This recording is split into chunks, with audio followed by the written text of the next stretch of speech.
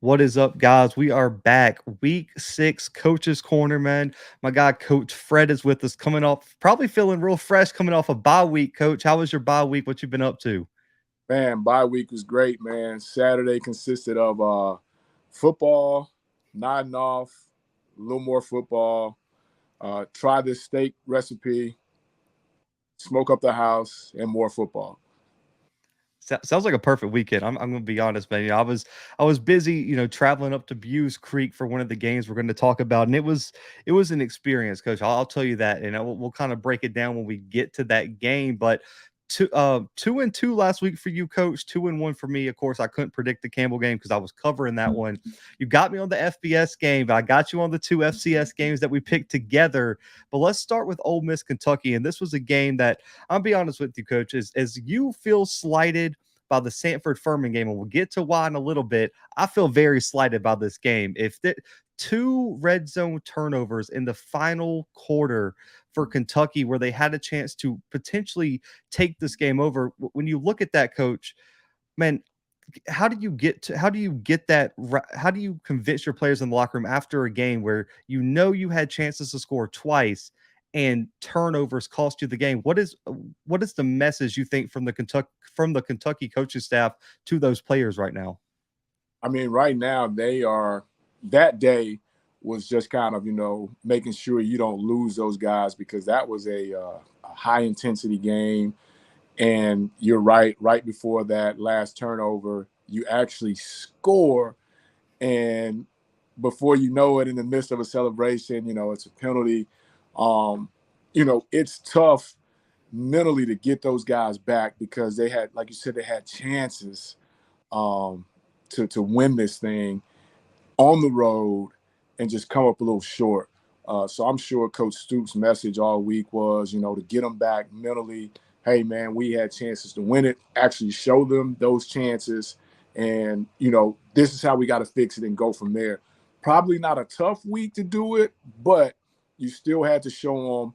I'm sure some guys got some tough love because there was just there was some mental mistakes down that stretch, from your NFL draft prospect, possibly top 5 pick, quarterback, man. We say it all the time. Take a look before you take the snap. But in that moment, you're rushing. He's in control. Just take 1 second just to peek out there and make sure he's set. You're going to make the same throw. But instead, they make a big play. Everybody's excited. Boom. Let it go. Nobody said. Went from yeah to oh no. So that was an emotional roller coaster right there for sure. Quinshawn Judkins, 106 yards, a touchdown, average over 7 yards per carry. Ole Miss was able to run the football very well, put up almost 200 on the ground, 2 touchdowns. And the shocking thing for me was, you mentioned the key last week was the Ole Miss defense and their performance. They held a really good Kentucky rushing attack with Rodriguez and Cummings and McLean only to 100 yards rushing, less than 3 yards per carry. Do you think that was really one of the big differences in the game was Ole Miss's ability to establish the running game? I think that and the fact that they got out to that quick start, and when I say quick start, they got out and put up those 14 points. I think, limiting the big play from the rushing game and then actually putting up 14 points worked in their favor because now I think Kentucky actually started to press just a little. And when they couldn't get that running game going, they kind of got outside of what it is that they had, done up to that point.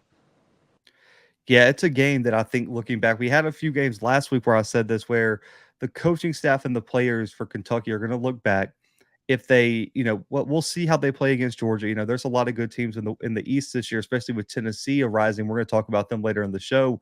If they end up losing by a game in division in terms of getting to the SEC championship, this is going to be a game Mark Stoops and this staff circles and says, this was the turning point of the season. And this is a game that should not be an L on our record. Right, because it was definitely a winnable game. B, a game that, in a sense, you had won, and C, just a turnover too many, and now you're like you said, you're looking at what may have been a New Year's Six to you know a lesser bowl. Exactly. And rolling right along here, a game that I was at, a game that you predicted correctly. You said the Campbell rushing attack was going to be a factor.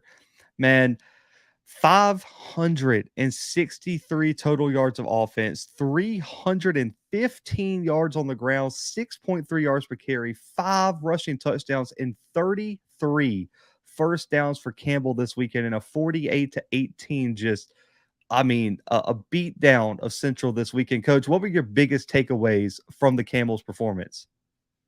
Bro, when you just said that, and I remember going back looking at those numbers to get ready, and you're talking about the way they ran it on the ground. I mean, that right there alone just spoke, volumes about what it is they wanted to do. And like you said, we're talking about almost 600 yards of total offense and a majority of it being on the ground. That just becomes one of those things that's, demoralizing and just takes the air right out of you, man. And when they got that thing rolling, man, going back and kind of looking at it, it was impressive. It was like, okay, this guy goes till he gets tired. They roll another guy in until he gets tired. Then they roll another guy in until he gets tired. And those guys up front was just, they were moving people. They were, and I was there in person. And being a former O lineman, I'm a bigger dude. I'm not the biggest guy in the world, but standing there on the sideline, taking pictures, videos of some of these players, I was like, man, where did they find these offensive linemen at an FCS program? And I talked to one of the coaches. He said statistically, they have the biggest offensive line room in the FCS, weight and height wise. And I believe it. Their starting left tackle is like 6'8", 360. 360. Just a monster is what he is. He's a grown man, a redshirt senior, has experience. And the biggest thing for offensive line, and coach, this even as an offensive coach, you have to have all 5 guys working together. You can have a superstar left tackle, but if he's playing, with some scrubs, the offensive line is still going to be bad. Right. And I thought their ability to, one, work their double teams to the next level, be disciplined, all stepping in unison, all working together as a well-oiled unit was the difference. And like you mentioned, they had 3 running backs, while a quarterback could also run the football, that they could keep rotating in. And I'm going to ask you a question. How you're on the offense side of the ball. So I guess, what is the mindset from your perspective when you can go 12 plays for almost 90 yards running the football down a team's throat to start the game? As an offensive minded coach, what are you and your staff thinking in that moment? At that moment, you're thinking, okay, we got to make sure that we keep these guys grounded. But in that, the human aspect is like, if we can do this one more time, this is going to be easy. Because when you are doing that, you got to understand those guys on the other side. They are pressing to try to get that third down to get off the field because, you got, how big did you say he was?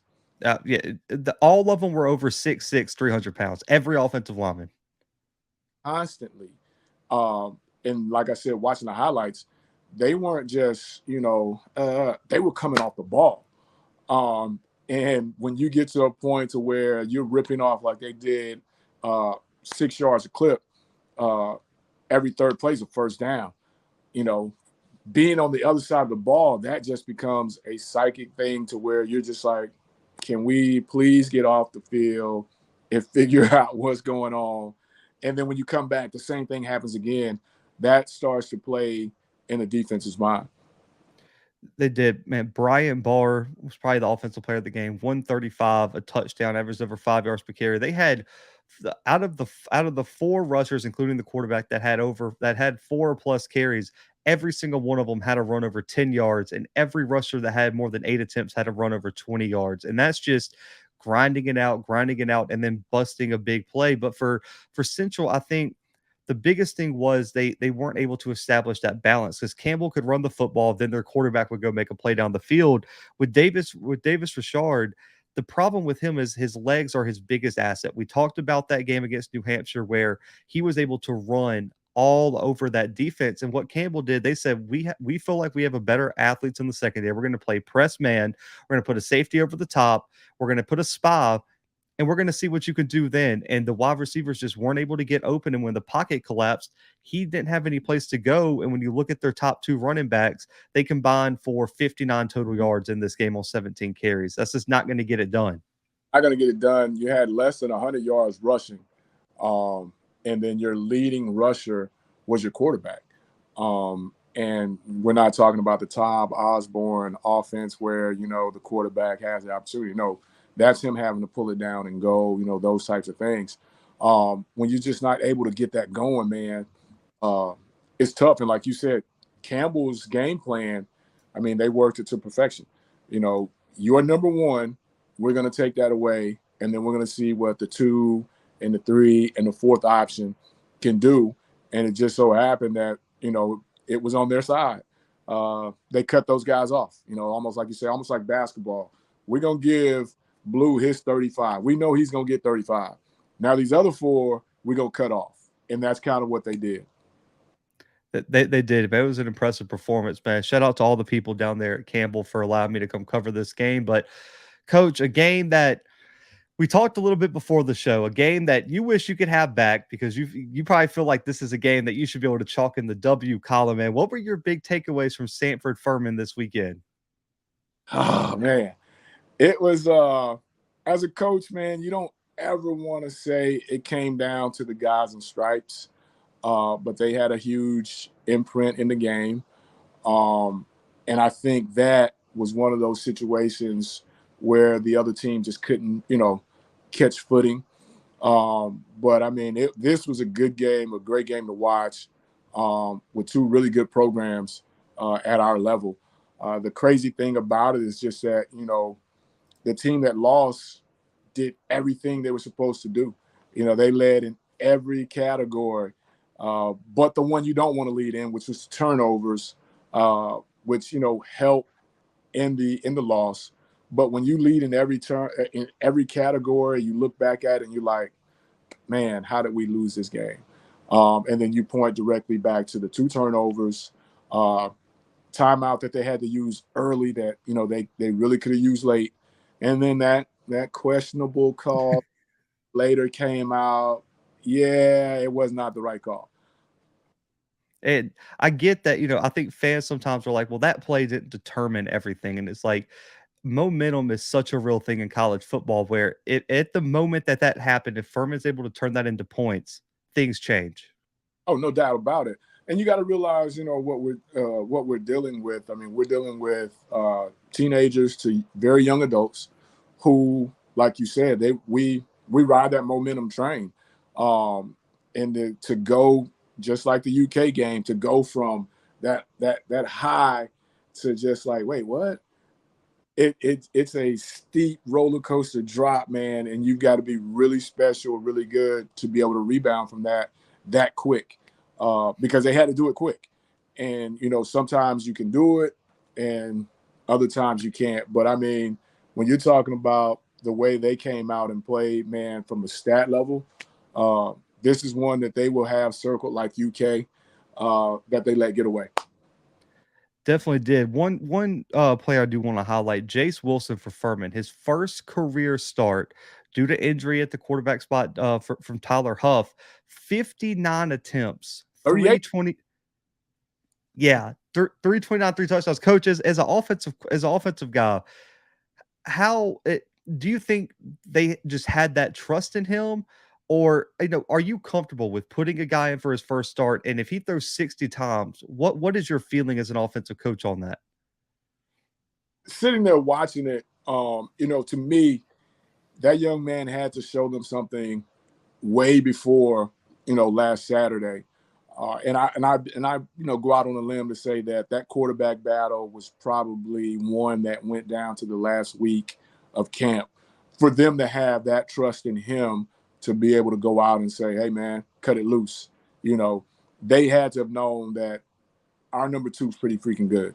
If we have to go to our number 2 quarterback, we're okay. We can trust him. But like you said, to sit there and watch it, it didn't do it justice. And then when I go back to get ready for the show, I'm like, it seemed like he threw it a lot, but, man, he really threw it a lot. 38 of 59, that's not bad. No, not for a first start. And then also Jalen Thomas. You mentioned the turnover. I think explosive plays really broke this open for Samford too. 5 carries, 104 yards, and 3 touchdowns. I mean, I don't think as an offensive coach, I don't think you can ask for a better stat line for a running back. Man, 5 carries, right? That's all you get is 5 touches, and 3 of them you're going to put them in the box. I think any running back in the country would take that. Say that you're going to have 100 yards with it. Any running back in any level, at any level, would take that. But when you're talking about almost over 20 yards every time he touches it, man, I mean, that's a luxury. And for that young man, I mean, he's probably still smiling, man, because that's a heck of a stat line to look at the end of the day. Yeah, MVP awards for sure that week. If they give out stickers, whatever at Samford, he deserved one. But man, Samford 34-21, big win over Furman. Samford jumped near top 15 this week in the FCS top 25. They got the SoCon is going to be so competitive this year. So we'll see. They got Mercer, Samford, and Chattanooga all top 15 teams right now in the SoCon, and none of them have played each other yet. So buckle up, SoCon fans, because it's gonna come down to the wire. And then a double overtime game, Elon Richmond, a top 25 matchup. And coach, you can say it again. We want to talk about a team doing everything right and still not coming away with the W this week. And you talk about double overtime, man. I mean, that's one of those things where those kids had to, they gave everything they freaking had. And then just to go back and watch it, my number one stat is what? Third downs. They throw that out the window. Third down percentage, it had nothing to do with it, man. But those kids, man, they fought. This was a good game. One of those ones where you kind of look at it and you're like, okay, they went to double overtime, and then you look at the numbers and you're like, man, Richmond done everything they were supposed to do when you're talking football. At the end of the night, when you get that paper from your SID and you go back and you're like, we won this category, we won this category, defense got off the field, and we lost, So it's one of those things, man, where that was a tough game. That was a tough game to let go. And I always said this on the show, and I don't think people who haven't been in a program, whether you're a player, a coach, an AD, whatever, good, special, great teams find ways to win even when they don't play their best game. Right. And I think Elon has done that twice now. William and Mary outplayed them last week. They win a top 25 game. They win back-to-back top 25 games, probably playing B-minus games at the most. And you're sitting at 2-0 now, top 20 in the country. As a coach, how do because you just mentioned you're with 18, 22-year-olds, maybe 23-year-olds due to the transfer portal. How do you focus them and say, listen, we're 2-0 in the past 2 weeks, but let's be honest, we could be sitting at 0-2. How do you bring them to that realization that yes, we won, but man, we still got a lot to work on? And that's one of those things, with the guys with the collared shirts that makes it tricky because, like you said, you can't, you have to get the point over to them that, man, we can't keep living like this and expect this outcome. It's just not going to happen. The penalties, getting away with, turnovers and things like that. That's not going to happen every week. We've been blessed up to this point to be able to survive it, but the football numbers, the football gods, at some point, as one coach used to say, former coach that I coached with, man, the football gods ain't going to keep letting us live like this now. And you've got to let them know, and you've got to show them, like, guys, this could have easily went this way. And like you said, we could be sitting on the other side of these just as easy. So we've got to focus and stay away from those things that puts us behind late. And then we got to come up with this mad dash because at some point in time, that old clock's going to strike and we're going to be on the other end of this thing. Yeah, I mean, some notable players. Reese Udinski, you mentioned he could have a big game. 58 attempts, 42 of 58, 383, 2 touchdowns, no turnovers. Matthew McKay for Elon had a big game too. 322, 3 touchdowns. Aaron Dykes goes for over 100 yards. Jalen Hampton goes for 93, game-winning touchdown in overtime. And final question before we move on to our previews, Coach. how do you as a coaching staff prepare week in and week out for overtime? Does the game plan change for overtime, especially now with the rules? Now, I think if you get past the third overtime, you got it's just 2-point conversions. How much thought in an off season in a game prep week you guys put into possibly this game going to overtime? Here, with Coach McNair, Coach Radney, Coach Phillips, the coordinators, we actually work this at the end of practice we today, and we'll come back and then we'll work our 2-point conversions. We have certain ones that we like, per week, and we'll work those just to make sure that the kids are still fresh and familiar with what we want to do in those situations.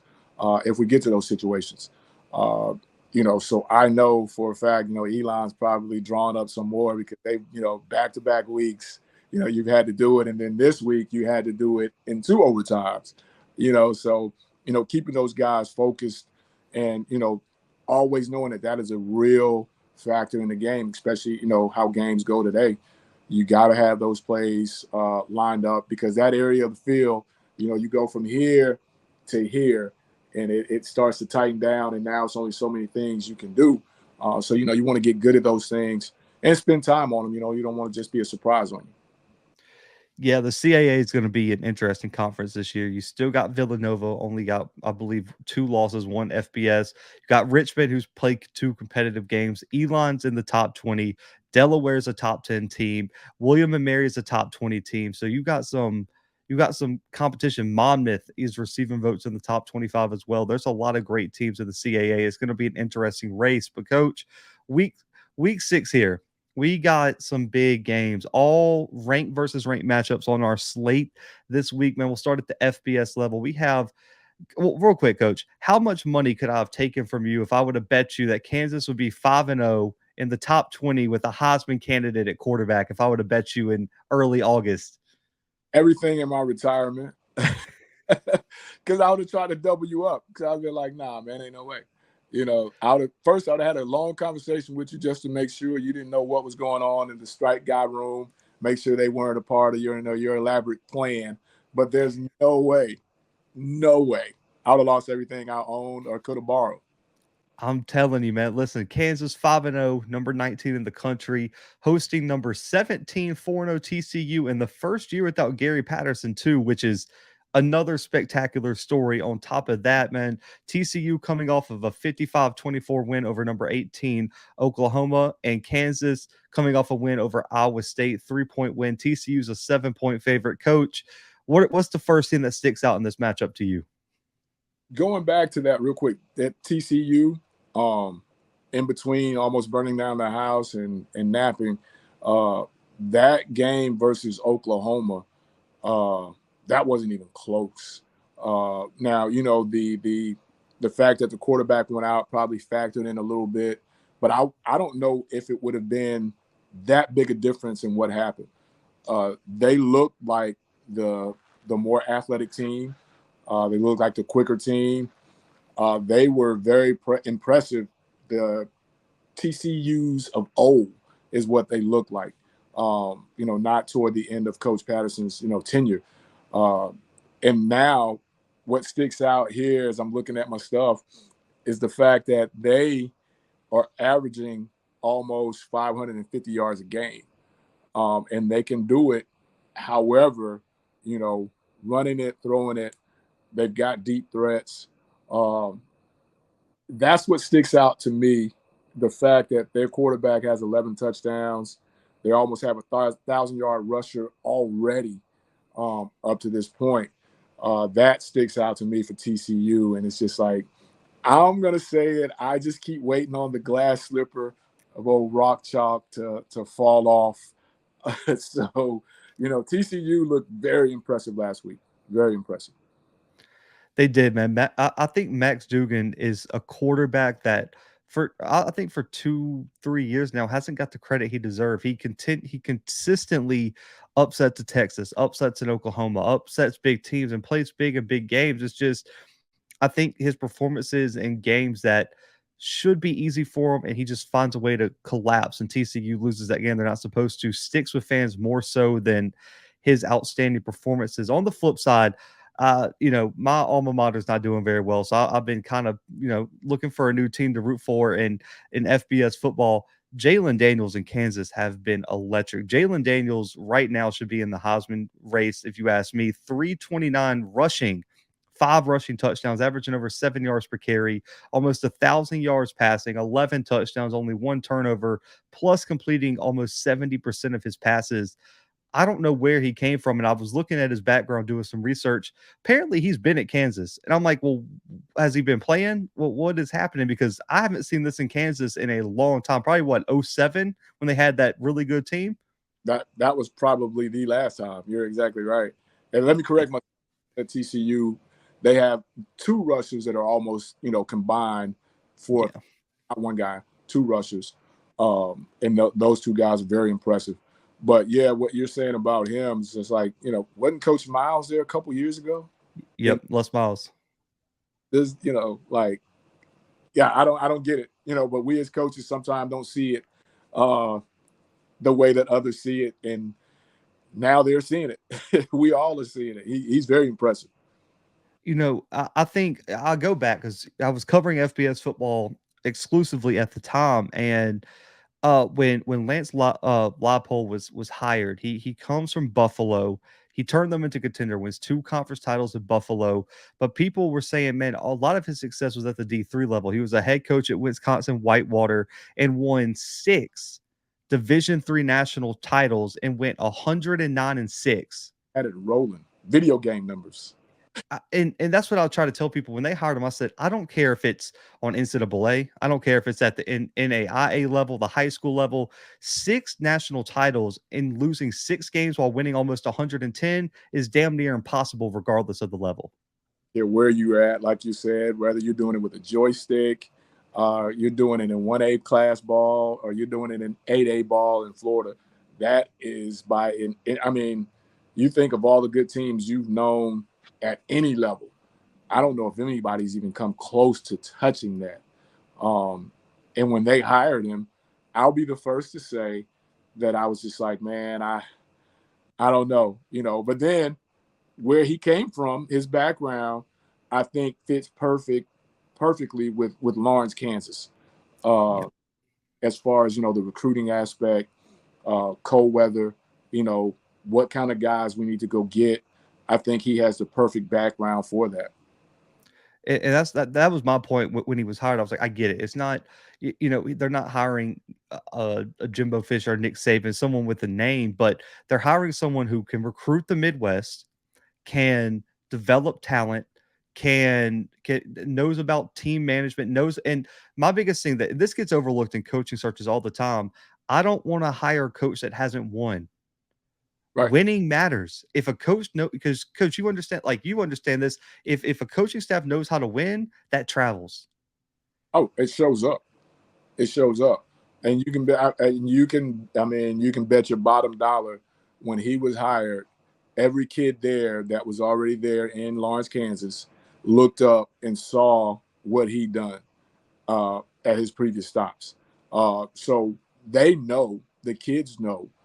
And like you said, that travels. And I'm sure from the first time he showed up in front of them and he laid it out there, winners win. Like you said, winners win. It don't matter the level. And I'm sure once he jumped in front of those kids and they felt that and felt that it was real, and they brought in, because obviously they brought in to what he's selling. And, now you're kind of seeing what's happening right now is a total buy-in from every last one of those kids. Absolutely. My key to the game is which defense is going to show up, because I think both these offenses can put up points. You have Kansas, have 16 rushing touchdowns. They have 3 guys over 250 on the ground, including Jalen Daniels. Daniels and Dugan are going to be a great quarterback matchup. And you just mentioned TCU can also run the football. 2 running backs in Miller and I believe it's Demercado. Both of them 5 touchdowns and 4 touchdowns apiece, and Dugan himself with over 150 on the ground as well. It's going to come down to me which defense shows up, and also is that this is going to sound insane, and I understand because I hear it myself saying it. I'm like, really? how much is the crowd going to impact it? Because this is their first sellout in like, I think 15 years or something like that. And game day is going to be there, coach. Since Stubblefield was there, you know, that type of It's insane.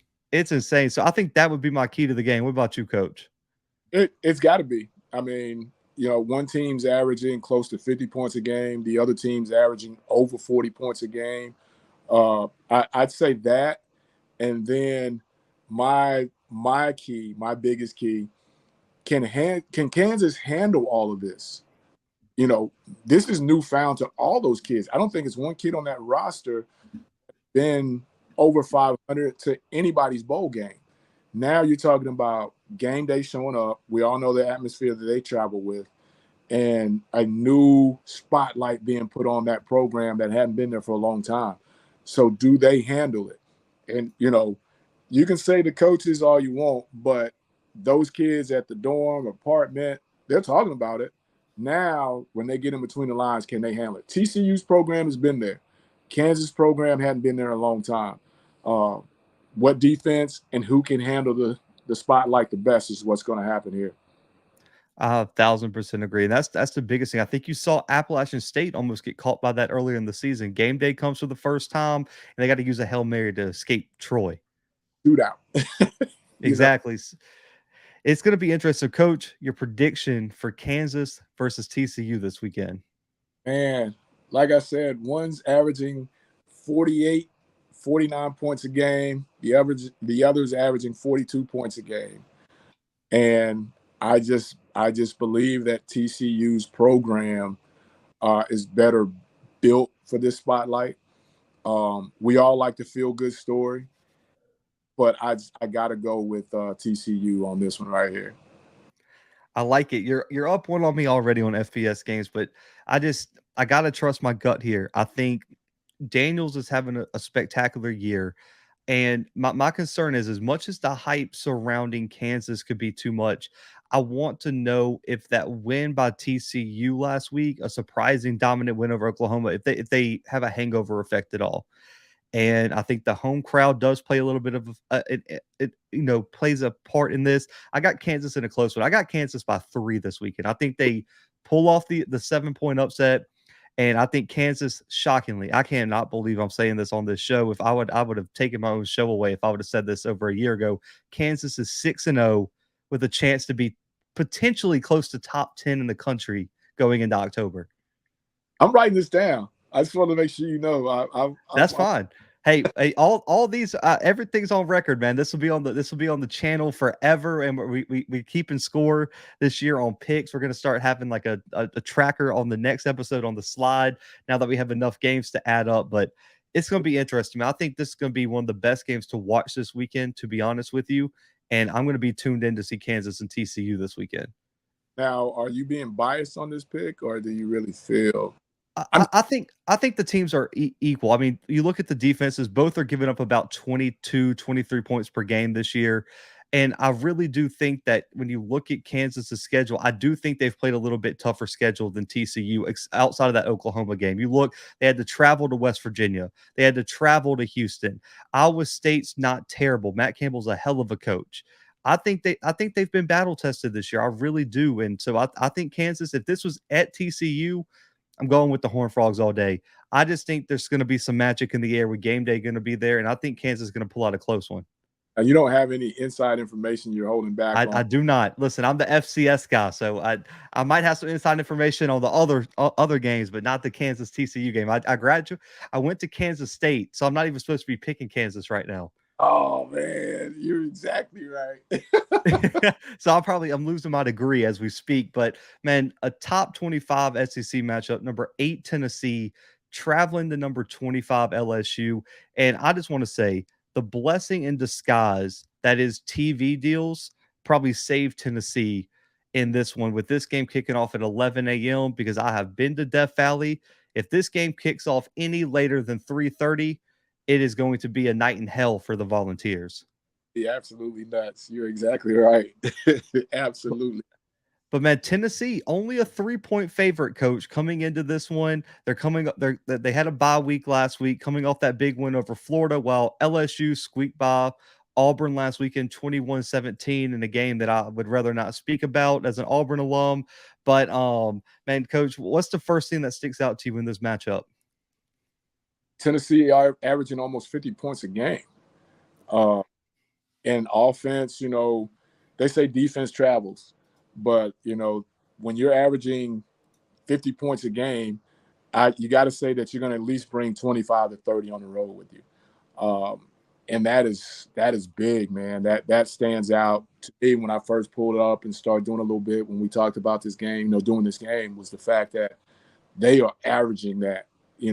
That's impressive. That's impressive. It is, and I mean they've played like I feel like that they've played two ranked teams already, Coach, and one of them on the road at number 17 Pitt. They still and they put up 34. That's their lowest total of the entire season, and came out with that overtime win. I think the thing for me is how balanced they are. Even though they average almost 400 through the air, they still put up 200 yards on the ground, and that is really hard to do because if you get too into that air raid style, that time of possession can catch up and the defense can start being tired out. But the fact that they can still put up 200 yards per game on the ground, I think could be the X factor this weekend because LSU struggles outside of Jalen Daniels to really efficiently run the football. That and the fact that I'm just, you tell me, will LSU be able to get the ball out of Tennessee's hand? Meaning, not just get them off the field, but will they have time to run those deep vertical balls, those deep routes that they've been accustomed to running here? So when you talk about that, I just wonder, can LSU finally put it all together? At times, since the Florida State game, at times it's looked like LSU of old. And then at other times, even though they've won, they hit that lull and you're like, okay, they're winning because they're LSU and the other team has kind of bowed down to their helmet. Auburn last week. I think Auburn is probably kicking themselves about that one as well, letting that go. But can their defense get the ball out of Tennessee's hand? That's the question. And also, if LSU starts slow again, this thing's getting out of hand because they gave up. Coach, I don't know if you watched that game. Auburn was up 17-0 going into the second quarter and collapsed down the stretch. If Tennessee jumps up 14-17-0, it's over. Yeah, that's going to be a tough hill to climb if they allow them to sprint out early, like you're saying, because Tennessee doesn't stop. If they get out early, then that means to me that they've got that confidence rolling and they're feeling pretty good about themselves. And Tennessee's a proud program, so they're not going to go in there and be, starstruck or anything like that. They're going in there to win. And like you said, if they jump out 14, it's pretty much going to be real, real tough. If they jump out 17-21 early, it may be, like you said, it may get into the 60s rather quickly. And I know it's tough, and I'll defer to your opinion on this. Sometimes you see when you have a quarterback like Hendon Hooker completing 70% of his passes, almost 1,200 yards and 8 touchdowns, and only 4 games, by the way. They had a bye week last week. Sometimes you have a quarterback like Jaden Daniels that isn't a pocket passer, and the coaching staff tries to say it's Jaden versus Hendon. And if LSU gets into that battle, LSU loses. I think the biggest thing for LSU's coaching staff is realize the talent you have and play into your hands. Do not make this a Jaden Daniels versus Hendon Hooker game because you're losing that every time. You have to be balanced. You have to let Daniels get out of the pocket and run a little bit. And you just got to trust your defense at times. When the defense showed a lot of potential last week against Auburn, Coach, how difficult is it when you have an elite quarterback like Hendon Hooker on the other side not to keep your quarterback's mindset is it's not you versus him. It's this team versus it's our team versus them, not you versus him. And that's going to come, like you said, that's going to come down to the guys at LSU with the college shirts because it's not as much as us as coaches, but our kids see what their kids doing and hear the hype, the hoop around that. And now, we've got to keep our kid from saying, look at me, I'm just as good. I can make that same throw. I can stand back here and launch from the same spot. When in essence, this is not what you do. Not saying you can't do it, but this is not what you do for us. We've got to stay in what we do. And it's going to be up to them to make sure that he feels comfortable enough in his role and he sees a little success early so that he doesn't start pressing while standing on the sideline watching Hendon. And the LSU offensive line has to play better. They really they fell apart last week at times against Auburn. Derek Hall had a monster game. Iko Leota before his injury had a big game. Tennessee's got some playmakers up front, and if Tennessee sees that offensive line lacking, they're going to bring pressure. They have a lot of talent in the back end of their defense.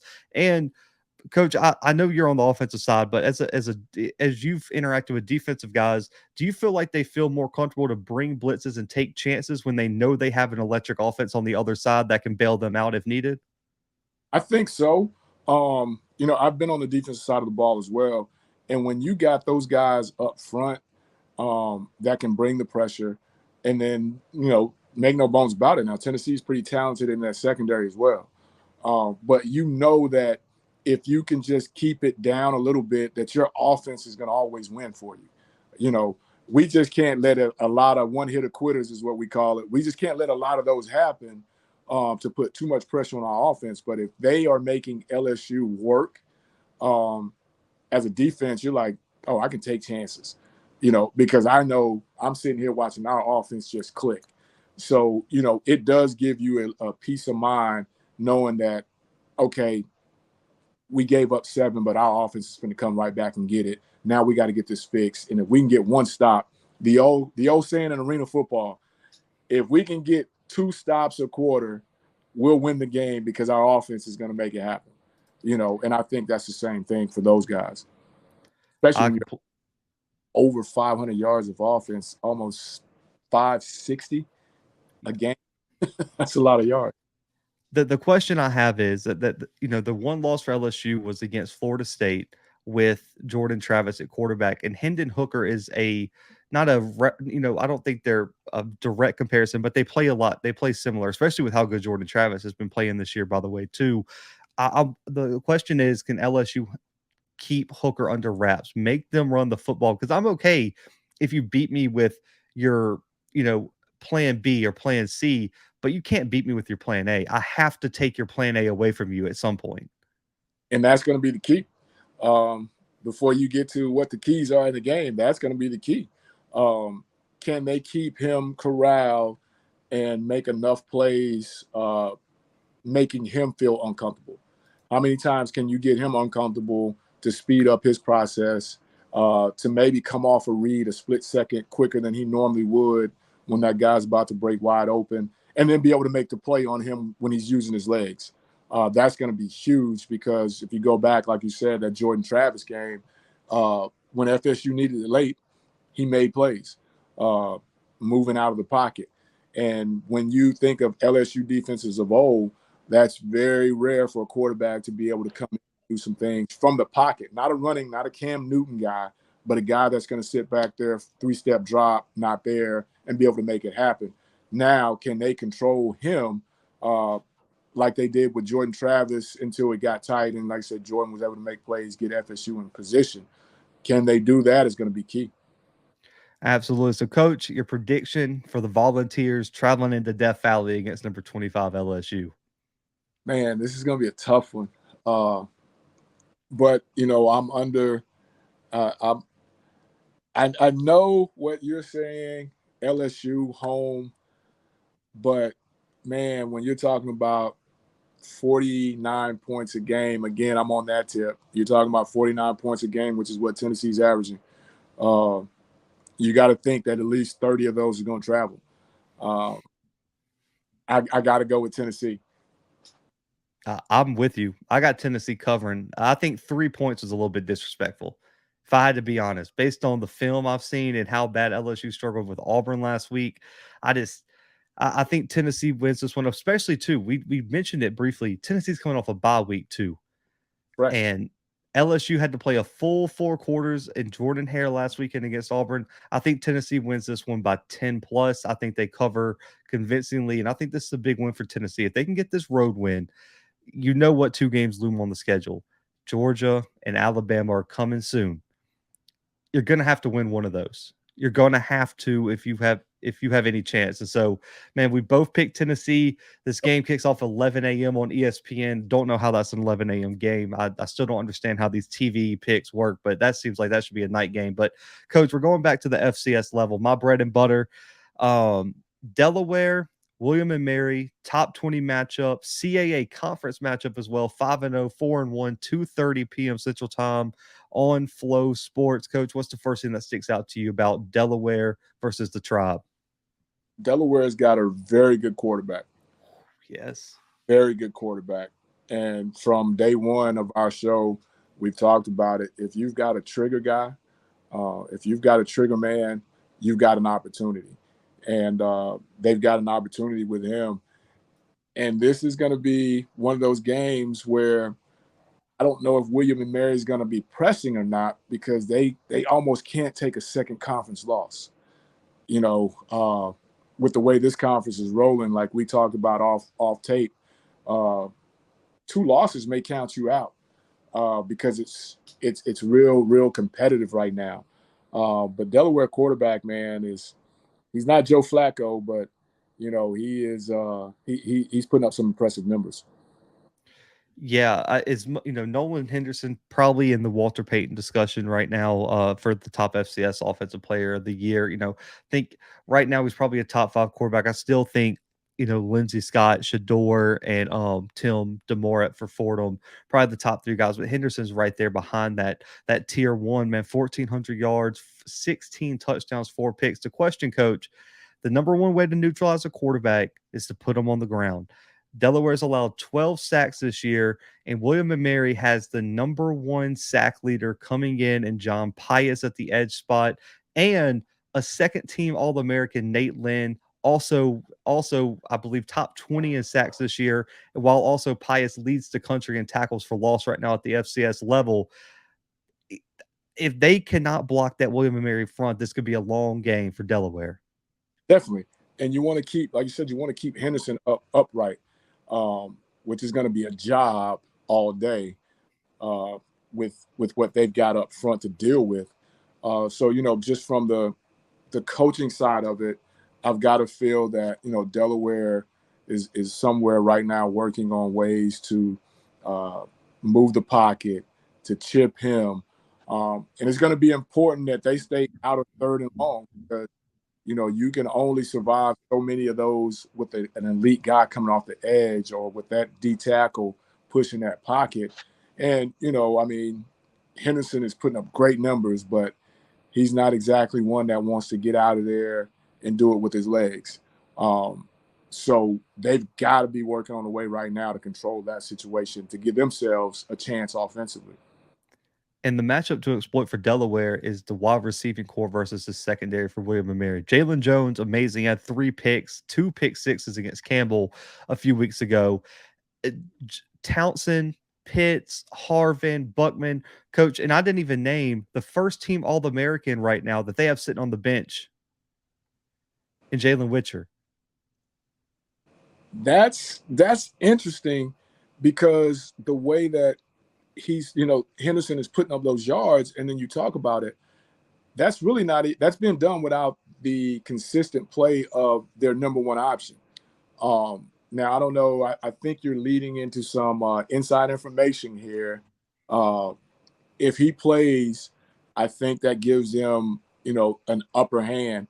But I also think that William and Mary is going to probably take that plan that you talked about, where we're going to put everybody up.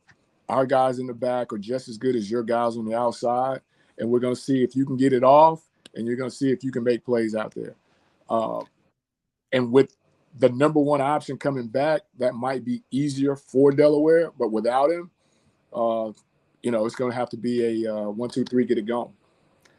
That's the thing with William and Mary. If I have 2 bona fide edge rushers, and Nate Lynn and John Pius, the one thing Delaware can't do, if you allow William and Mary to get there with 4 and be able to drop 7, or get there with 3 and drop 8, you are in trouble. You have to make them bring an extra guy, create matchups on the outside that you can exploit, or you're in trouble this weekend. It's going to be tough. And it's going to be up to, really, I think the running game of Delaware to take some of that pressure off. If they go in with the mindset.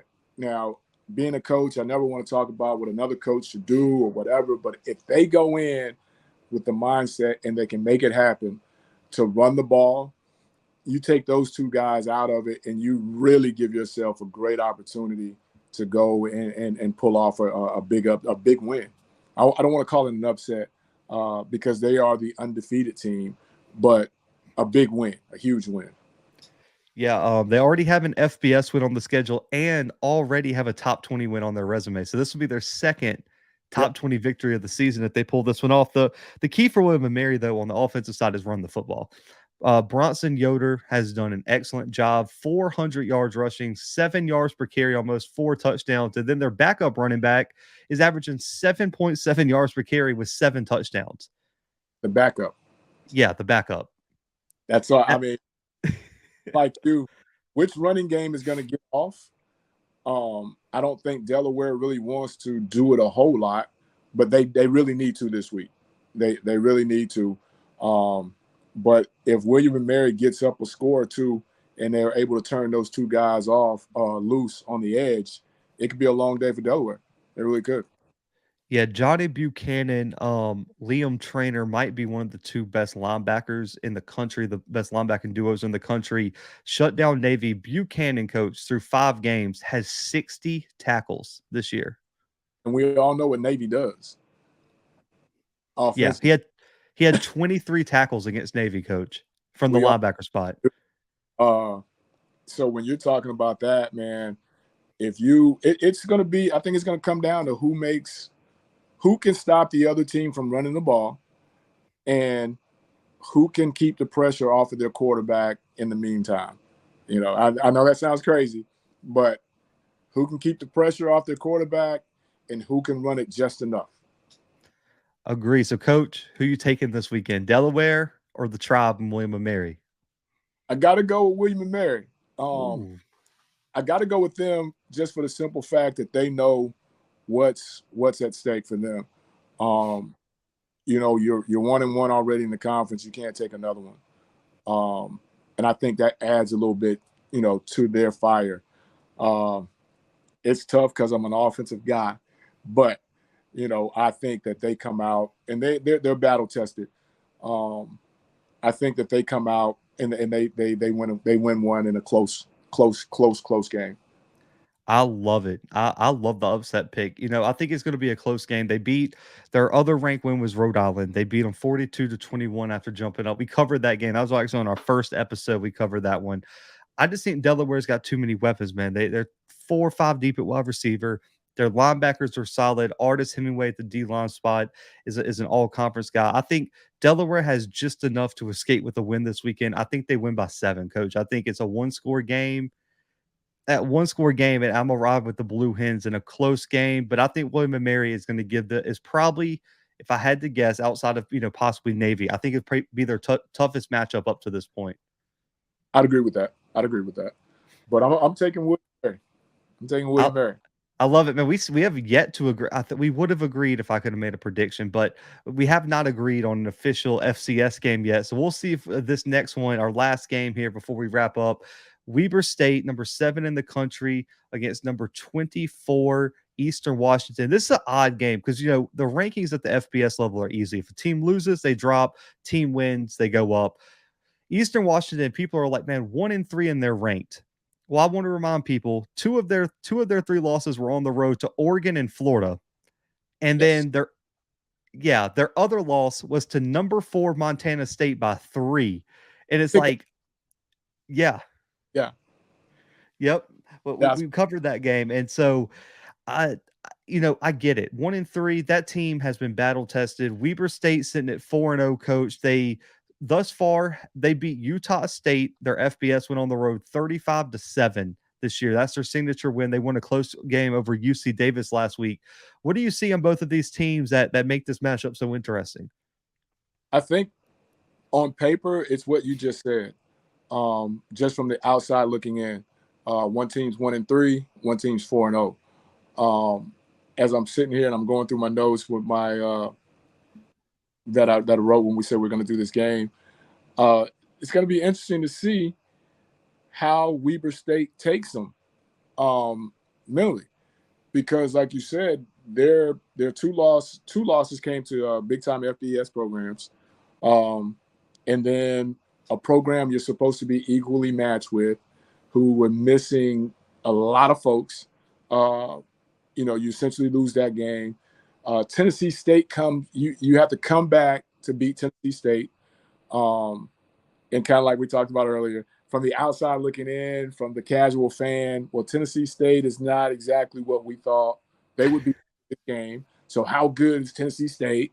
And who are, who are Eastern Washington? Who are they?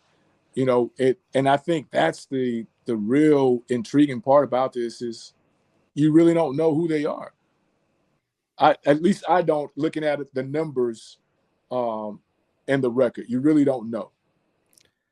Yeah, because week one, you have a rain delay game on one, a first time starting quarterback against a team that was debuting a bunch of people. Because I think, because you got people like to, they forget hindsight's 2020. So they're saying, well, Tennessee State lost to Lane last week.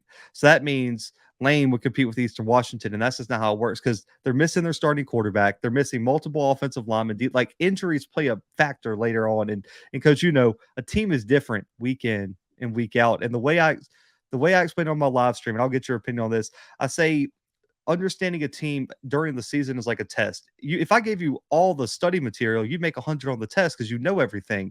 But through a football season, preseason predictions, you're taking a test with no information studied, and each week you get 5 to 15% more information on a team throughout the season, and that's how you figure out who a team is.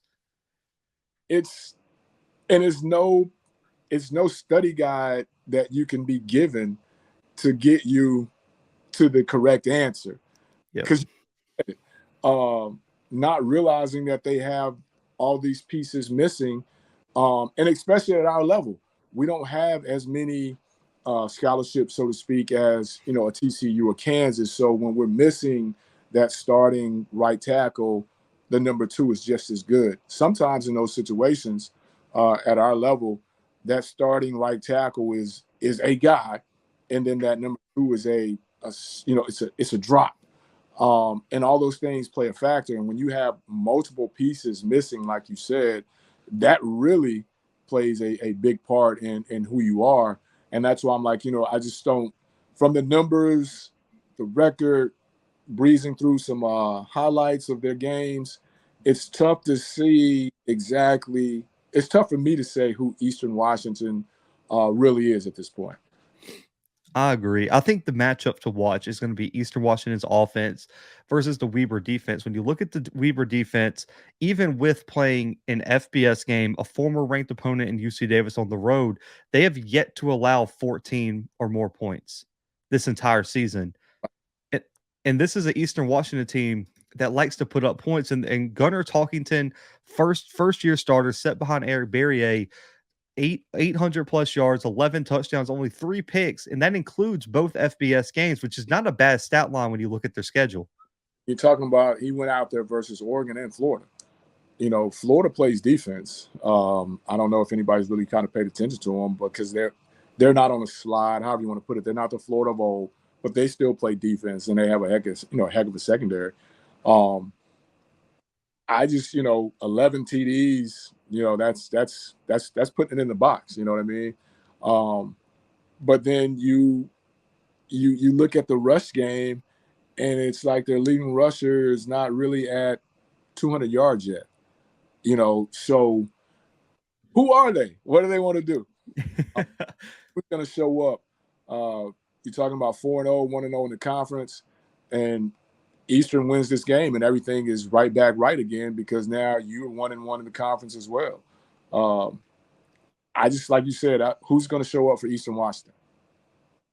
That's the question. And Weber State secondary is legit with Williams at the safety spot, and I think they probably right now, because if we're basing it off a career, you can make a debate. But this year, Maxwell Anderson has been the best corner in college football at the FCS level. 4 interceptions already. Already has close to double-digit pass breakups. He's been all over the field right now.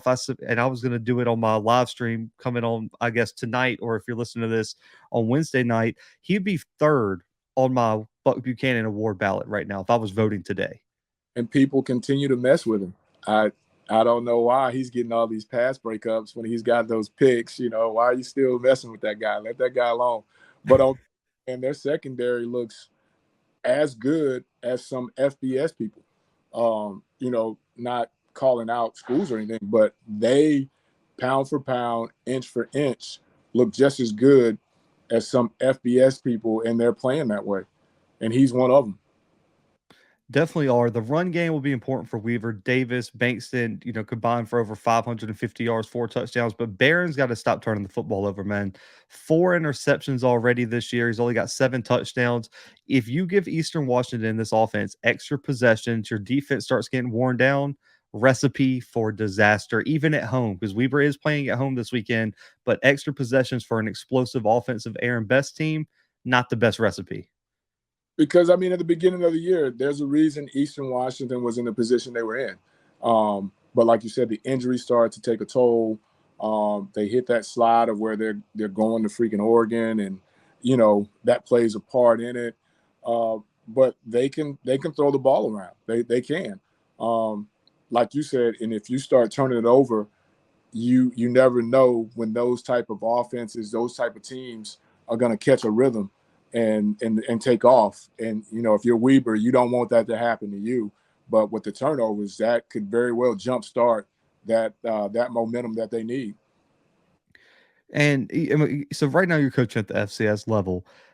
Even though people understand, okay, Eastern Washington probably wasn't going to beat a Florida or an Oregon, especially with that Florida game being moved to Sunday morning due to the hurricane. How do you keep your team focused and in that mindset? Like, guys, we played arguably the toughest 4 game stretch in the entire country. We're still in this. How do you keep your players focused on the ultimate goal, even though they went through a really tough start? And that's the key, pointing out those things, guys, we went to Oregon, which in a sense is a money game. We went to Florida, which in a sense is a money game.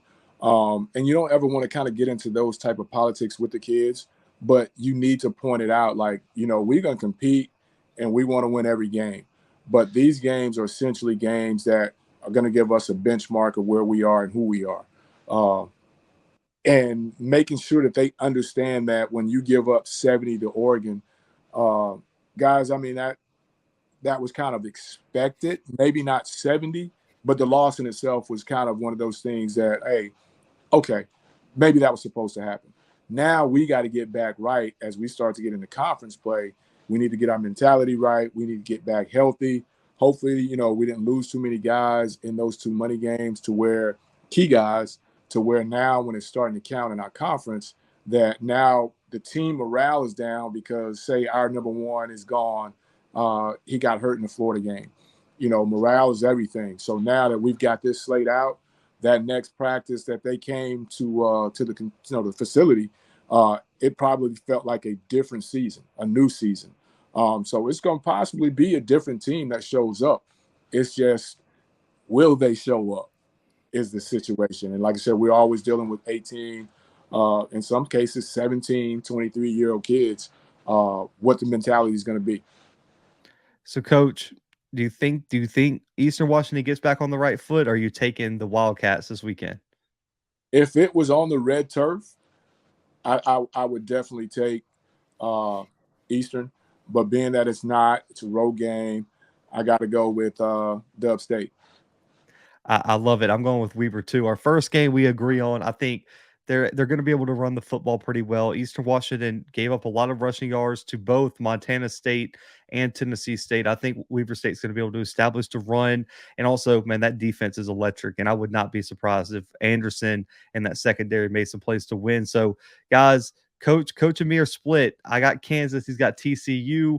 We both rode with Tennessee.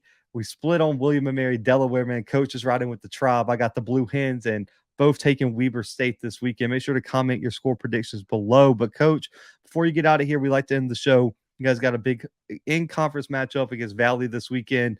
What's your mindset going in? What did you guys get done on the bye week, and how do y'all feel going into this weekend?